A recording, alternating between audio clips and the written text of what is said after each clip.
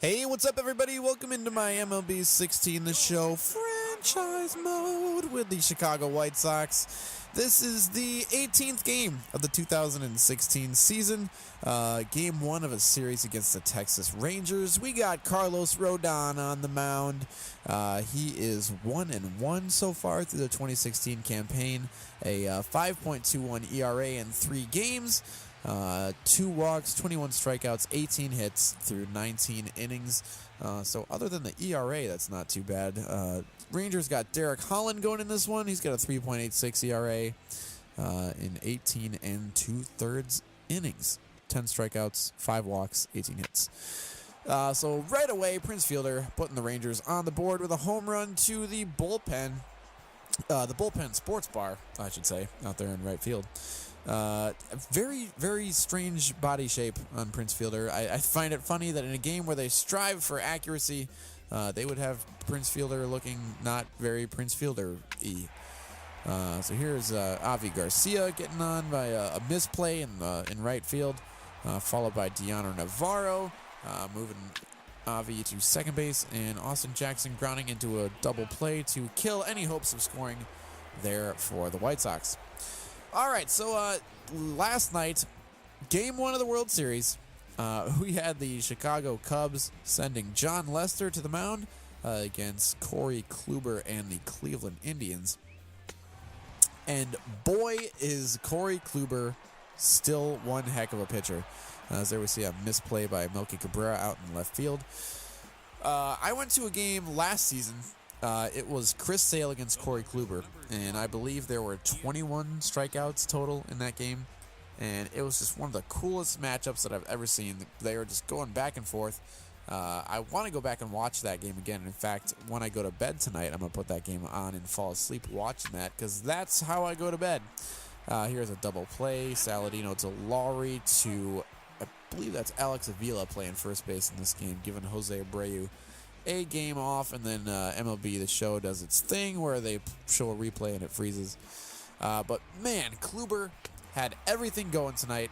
Not only that, but the catcher, I believe, I'm going to look this up again because I don't want to get it wrong. Roberto Perez, I think he's the catcher for Cleveland right now.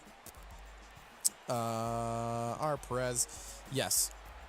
Roberto Perez, got to be one of the best pitch framers I've ever seen behind home plate. I just finished up recording a episode of the Word on 35th Street podcast with my co-host Owen. I'll drop the link in the description to that one. But we spent a little bit of time in the podcast talking about the importance of pitch framing and how that's now being factored into, I believe, B-WAR, Baseball References WAR statistic, but not F-WAR, which is Fangraphs WAR statistics. So Baseball Reference, I want to do some research into it and figure out what all goes into calculating a catcher's framing ability, but believe it or not, it has a lot to do with the outcome of a game. Certain catchers are able to just put a pitch where it looks like it was a strike, and maybe it wasn't necessarily a strike when it crossed the plate, but just because of the quickness of the catcher and the skill and everything that goes into framing a pitch, certain pitches go the way of the pitcher and the catcher. So it's a skill for sure that I'm not really positive how you measure it, but I guess Baseball Reference figured it out. So that's cool. But yeah, Kluber, I mean, they played a soundbite during the game of David Ross reached first base and was talking to the first baseman, who I think was Mike Napoli in that game. Check him out. Yep, Napoli was playing first. And you just hear David Ross go, man, this is a lot of fun. Boy, that guy's got a filthy slider. And he was talking about Corey Kluber. Kluber set a World Series record for most strikeouts through 9 innings. Or not 9 innings, 3 innings. Most strikeouts through 3 innings. So he was just untouchable. Stymied the Cubs. And then, of course, Andrew Miller came in and did his thing. And the Indians ended up winning by a final score of 6-0. So if the Cubs want to do anything in this World Series, hopefully Game 1 was an indicator that it's not going to be easy, and they're going to have to bring their A+ game. Their A game's not going to be good enough. They're going to need A+ in this World Series, which it makes sense. If you make it this far and you're the last two teams playing, this has got to be the best baseball you've played in your entire life. Otherwise, you are just going to get walked all over. And as I said, if Game 1 was any indication of that, hopefully the Cubs will be better prepared tomorrow in Game 2, or tonight, I guess, in Game 2. It's currently 3:11 a.m., and I'm recording this voiceover.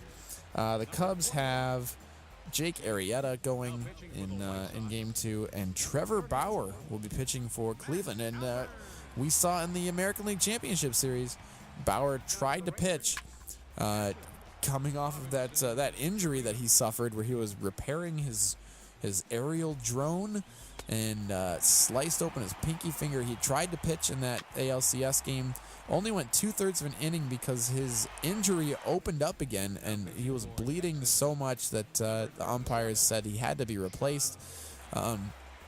I guess it was later revealed that he wanted his wound burned shut, like military style, where guys would be out in the heat of battle, and you open up a bullet and pour gunpowder on the wound and light it on fire, and it fuses the wound shut. So Bauer wanted something similar to that done to his pinky so he could pitch. But I don't know. I'm assuming he's healthy enough. I'm sure they know a lot more than I do that Bauer is healthy enough to pitch in Game 2 of the World Series. So we'll see how that all plays out tonight. A big storyline in Game 1 was Kyle Schwarber. He collected his first hit of the 2016 season in Game 1 of the World Series. He crushed a double to the right field line. A ball that had the wind not been blowing in definitely would have cleared the ballpark, which would just added to the legend of Kyle Schwarber. So yeah, that's what's going on in the World Series right now. Just getting back to the game on the screen, the White Sox suffered a loss. I believe the final score is only 2-0, so not too terrible. Here's Prince Fielder coming away with Player of the Game honors. Of course, he had that home run earlier in the game in the first inning, which got all the way to the bullpen. So yeah, congratulations to Prince Fielder for beating the poop out of me. That was kind of cool. Yeah, White Sox lose. Things are going to get a lot better, though, so stay tuned. I know I always end up thanking... Oh, the final score is 3-0. I always end up thanking you guys for watching. I really appreciate it. Just, it's so much fun replying to comments and all that good stuff. All right, yeah, like I mentioned before, if you haven't listened to The Word on 35th Street, I will drop a link to the new podcast in the description, so go ahead and do that. If you want to follow me on Twitter, do that. If you want to subscribe to this channel, do that. If you want to like this video, do that. If you don't want to do any of that stuff and you just want to do something else, go ahead and do that too. I'm not going to tell you what to do. It's 3:14 in the morning, and I'm gonna turn on a baseball game and fall. Actually, you know what? I'm probably gonna go downstairs to the kitchen because my kitchen is downstairs. I am currently above the kitchen, and just slightly to the left. I'm gonna go eat some Frosted Flakes and then come upstairs and come back into my room where I am currently and turn on the baseball game that I was talking about earlier and drink a Mountain Dew. Mountain Dew puts me to sleep, and I'm gonna fall asleep. Cause I was sick today. I had to come home early from work, and I had to cancel a gig that I was supposed to play at a local pub because I couldn't do anything, and I slept, and I watched baseball, and I slept some more, and I haven't eaten, and yeah. So. All right, I rambled.